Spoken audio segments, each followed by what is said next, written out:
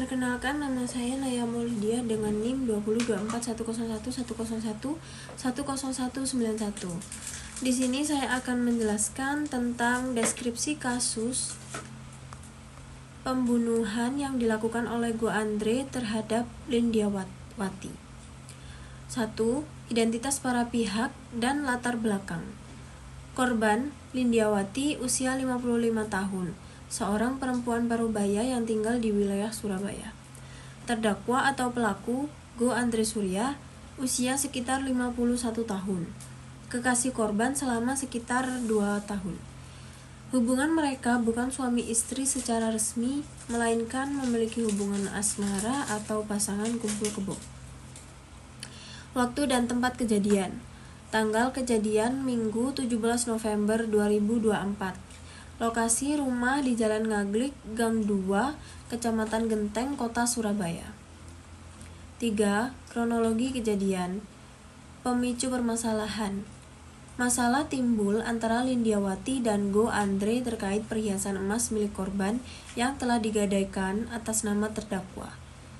Lindyawati menuntut agar surat gadai emas dan dokumen kepemilikan tersebut dibalik atas nama korban atau Lindyawati. Perselisihan juga muncul karena ingin mengakhiri hubungan asmara atau pasangan kumpul kebo. Pertemuan di hari kejadian pada hari Minggu 17 November 2024 sekitar pukul 15.30 waktu Indonesia Barat. Lindyawati datang ke rumah Go Andre di Jalan Ngaglik, Gang 2, Kecamatan Genteng, Kota Surabaya, menemui pelaku untuk meminta agar surat gadai emas tersebut dibalik nama atas nama Lindyawati. Setelah Lindyawati datang, terjadi adu argumen antara keduanya terkait kepemilikan surat gadai emas dan dokumen perhiasan. Peristiwa kekerasan dalam cekcok tersebut, Go Andre disebut menjadi gelap mata dan mengambil barbel besi yang ada di rumahnya. Barbel ini kemudian digunakan untuk memukul kepala Lindyawati. Pemukulan dilakukan berkali-kali dari belakang saat korban berjalan menuju kamar mandi. Luka yang dialami korban cukup berat. Ada luka di wajah, luka di pipi, di bibir, di dahi, di kelopak mata, di hidung, juga patah tulang di jari tangan, dan juga memar-memar di bagian leher dan tubuh-tubuh lainnya.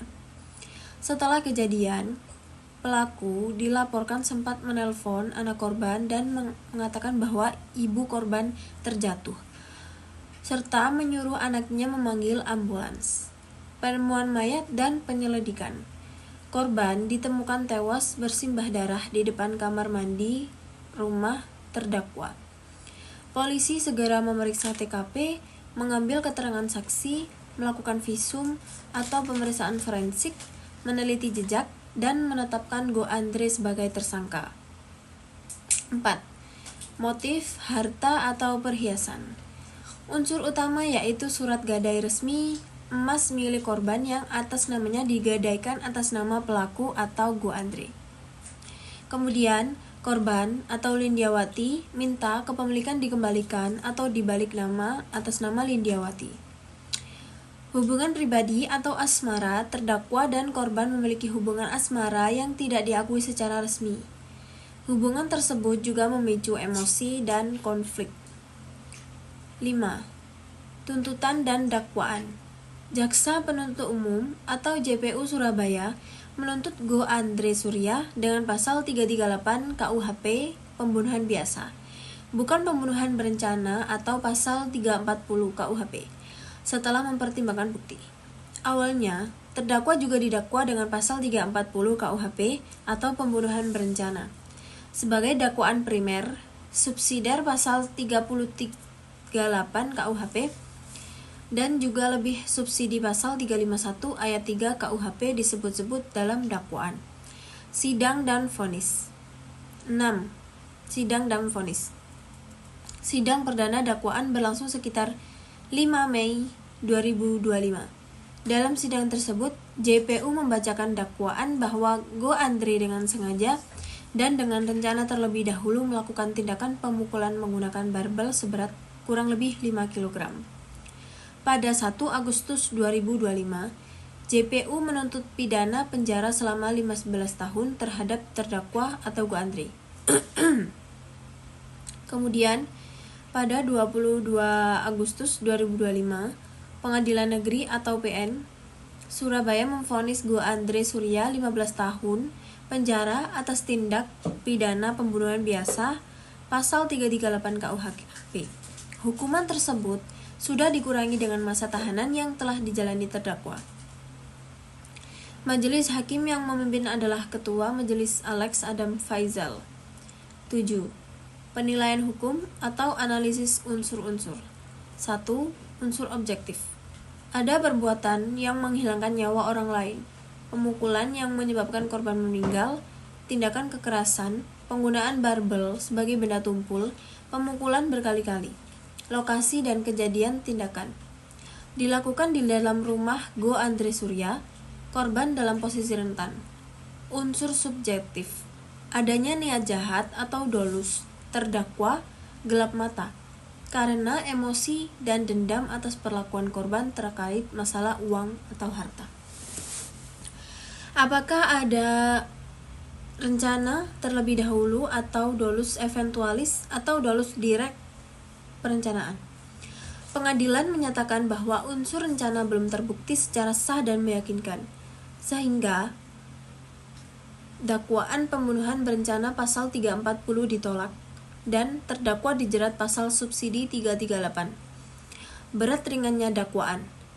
Faktor pembelaan, bukti yang belum cukup untuk membuktikan adanya rencana terlebih dahulu.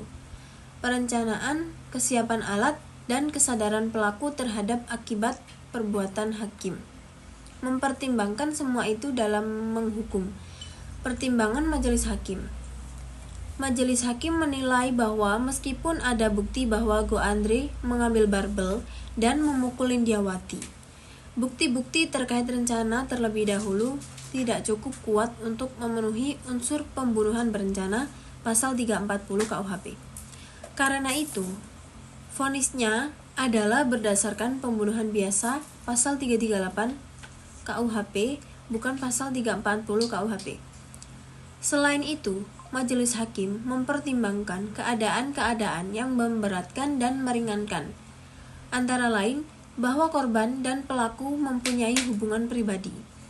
Adanya konflik harta, meringankan mungkin bila terdakwa menyesali perbuatannya atau ada hal-hal lain yang relevan. Meskipun dalam sumber hukum tidak semua detail hal meringankan disebut. 9. Dampak sosial, etis, dan publik. Kasus ini menjadi sorotan publik karena motifnya bukan hanya kekerasan biasa, tetapi ada unsur harta atau kepemilikan barang pribadi dan hubungan pribadi yang rumit.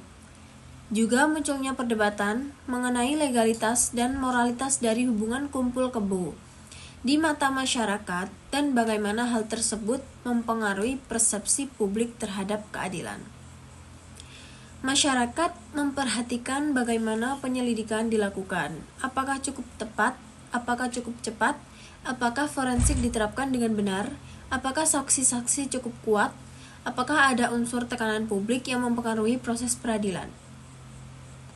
Kasus ini juga menjadi bahan refleksi tentang penyalahgunaan harta benda dalam hubungan pribadi, dan tentang bagaimana konflik kepemilikan barang bisa menjadi pemicu tindak kekerasan yang fatal.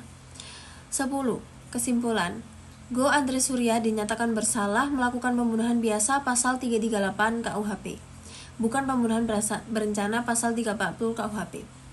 Vonis 15 tahun penjara menunjukkan bahwa pembunuhan biasa pun dihukum dengan berat ketika unsur-unsur kekerasan dan niat sudah terbukti. Unsur rencana terlebih dahulu adalah pembeda utama antara pasal 340 dan pasal 338.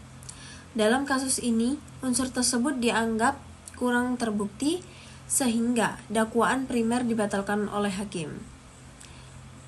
Meskipun dakwaan berencana tidak diterima, hukum tetap menegakkan keadilan terhadap korban dengan menjatuhkan hukuman yang cukup berat.